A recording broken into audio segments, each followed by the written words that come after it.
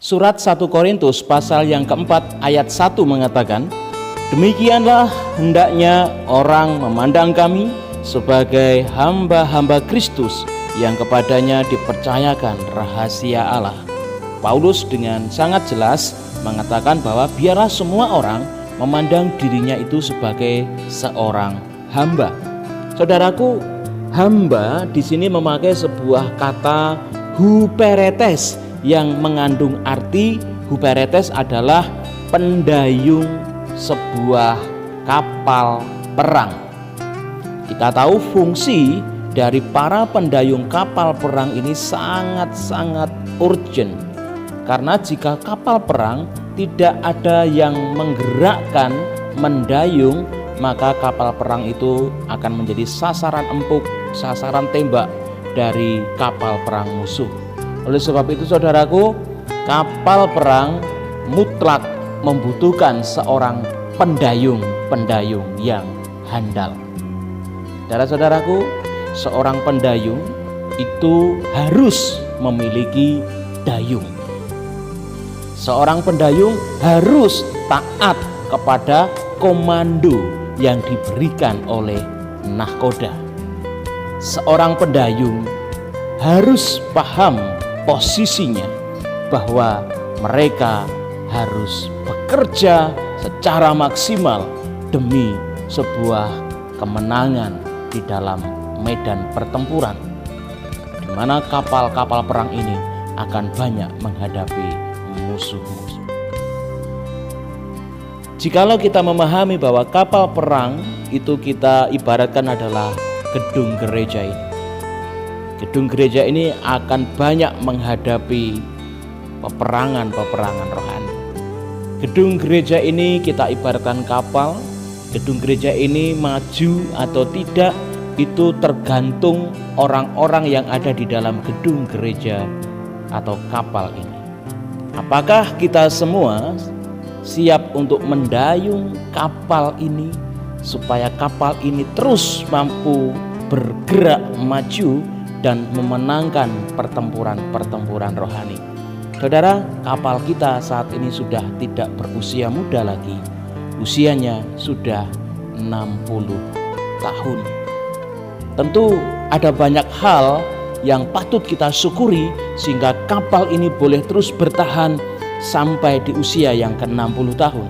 Dan di usia yang ke-60 tahun ini tentu banyak hal yang harus direnovasi. Ada banyak hal yang harus diperbaiki supaya kapal ini tidak tenggelam dan hilang. Yang dibutuhkan gereja ini untuk tetap terus bisa bertahan di tengah-tengah badai gelombang dunia ini, supaya kapal ini terus bisa maju dan berperang menghadapi setiap musuh-musuh rohani yang ada.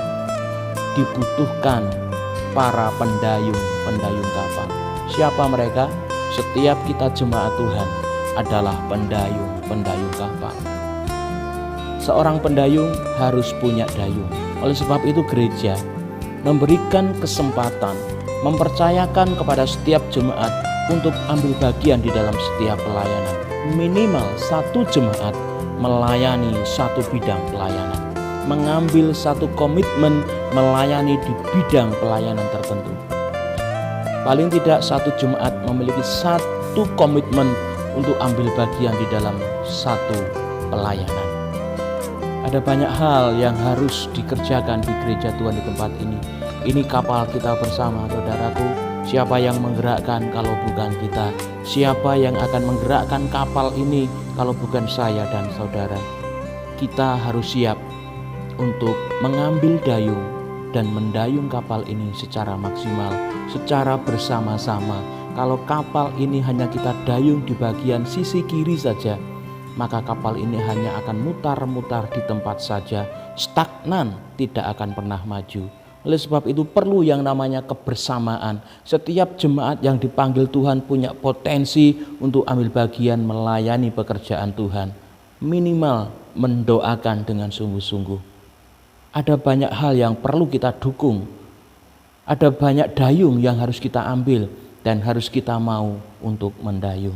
Saudara-saudaraku yang dikasihi Tuhan, itulah bagian kita para huperetesnya Tuhan, para hamba-hambanya Tuhan, para pendayung-pendayung kapal perangnya Tuhan melalui gereja GID Jembulung Cangkring ini.